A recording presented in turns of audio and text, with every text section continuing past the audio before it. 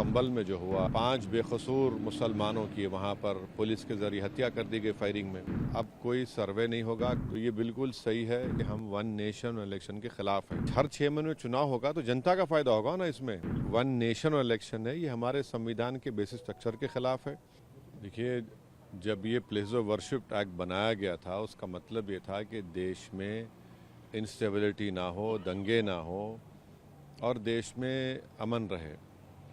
अब हम जो देख रहे हैं ख़ास तौर से संभल में जो हुआ, जिसमें एक ही दिन में केस फाइल हो गया और 1.5 घंटे के अंदर ऑर्डर भी मिल गया, सर्वे हो गया, फिर दूसरा सर्वे हुआ, उसके नतीजे में हम देखते हैं कि हिंसा हुई और 5 बेकसूर मुसलमानों की वहाँ पर पुलिस के ज़रिए हत्या कर दी गई फायरिंग में।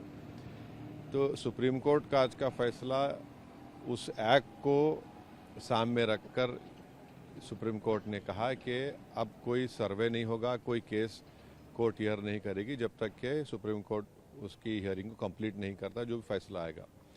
तो ये बिल्कुल सही है। ये बार बार कोर्ट को जाना कि यहाँ पर मस्जिद नहीं थी, 500 साल 600 साल पहले ऐसा हुआ, बिल्कुल गलत है।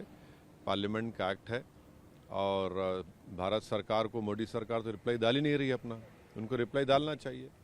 और ये अच्छा फैसला है, कम से कम इस पर दंगे नहीं होंगे, लोगों की जानें नहीं जाएंगी और गैर ज़रूरी जो 600 साल पहले 700 साल पहले, ये क्या मुल्क को आगे लेके जाएंगे या फिर क्या करेंगे हम लोग। संभल हो, अजमेर हो, ज्ञान वापी हो, आपको लगता है कि इस पर विराम लग जाएगा?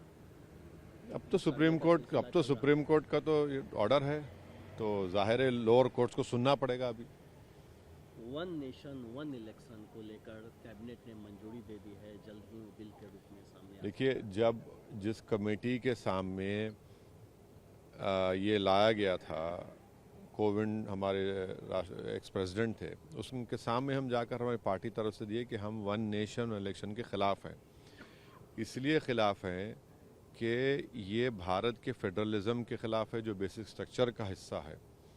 और स्टेट्स जो है ना, वो कोई पोटेंटेट्स नहीं है। एक स्टेट एक अलहदा बाज़ाब्ता इंडिपेंडेंट यूनिट है।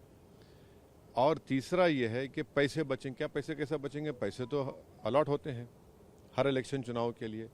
चौथी बात यह है कि प्रधानमंत्री बोलते हैं कि मॉडल कोड ऑफ कंडक्ट से डेवलपमेंट, ये झूठ है। मॉडल कोड ऑफ कंडक्ट ही तो था जिसकी वजह से आप रोकता नहीं है आपको। और अगर हर 6 महीने में चुनाव होगा तो जनता का फ़ायदा होगा ना इसमें, कि सरकार उनको वोट हासिल करने के लिए अपनी पॉलिसीज़ को चेंज करेगी, पेट्रोल की कीमतों में कमी आएगी, नई स्कीम का अनाउंस करेगी। तो ये जो वन नेशन इलेक्शन है, ये हमारे संविधान के बेसिक स्ट्रक्चर के ख़िलाफ़ है, फेडरलिज्म के ख़िलाफ़ है। और इससे होगा क्या कि जितने रीजनल पार्टीज़ हैं कमज़ोर पड़ जाएंगी, क्योंकि लोकल विधानसभा के चुनाव में इशू अलग होगा, पार्लियामेंट के चुनाव में इलेक्शन मुद्दा अलग होगा, फिर लोकल बॉडीज़ में अलग होगा। इन सब को एक साथ कराना ये बिल्कुल गलत है।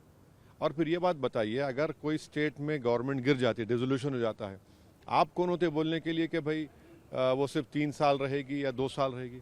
कोई भी सरकार 3-2 साल में काम कर पाएगी? ये तो जनता का राइट है कि उसको पूरा टेन्योर मिले और फिर वो काम करके दिखाए।